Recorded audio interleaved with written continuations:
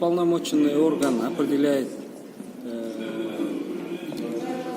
стоимость и так далее. И вообще, деген ошол уполномоченный орган ким жооп берет.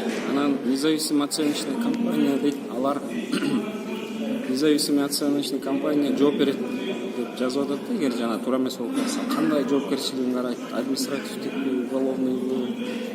Анан суммаларына да жараша болуш керек да. Мисалы, павильон саткан менен биреден завод саткан менен независимый оценщиктердин жоопкерчилиги. Кыскасы, бул мыйзам бүгүн бар, действующий, иштеп аткан бар, бирок өзгөртүүлөргө жараша биз мындай ачык жана так өзгөрүүлөр болсо, анан эмнени сатабыз, ким сатат, ким жооп берет, ошолорун жазып эле кайра эле баягыдай размытыша жазып келишкен да. Анан өкмөткө өтө чоң нааразычылык айтылды. Өкмөт болсо зам министр эмес, министр келсейин деп арт калдык деп турат. Ал биз зам министрлиги үчүн арт калган жокпуз. Бул мыйзам өтө чала. Себеби мына баарыңыздарга маалым болгондой Ideal House деп сатылды. Ал жерде 7 жолу конкурс болгон. А бул действующий мыйзамда булар алып келген өзгөртүүдө 3 жолу аукционго чыгат, 3 жолу сатылбаса, 4-үчүндө прямой продажага. И еще заявка бербегендерге сатса болот деп жазып турат. Бул вообще нонсенс да.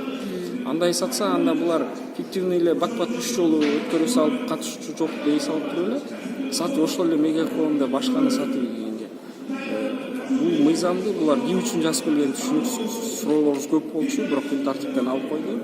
Мына жогоруда айткан Ideal House боюнча бүт мыйзам чегин баардыгын сактап, сатылган, бирок ошонун жетекчиси бүгүн түрмөдө отурат.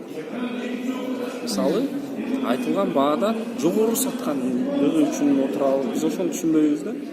Анан эми макул, анда мыйзам чала экен, бирок мына мыйзамда бир ачык айтканда өкмөттөн көбүрөөк үмүт кылып, көбүрөөк жакшы продуктивный бир мыйзам болот деп күткөнбүз. Тилекке каршы андай мыйзам келиптир, ошон үчүн биз муну кайра комитеттерге кайтарып турабыз.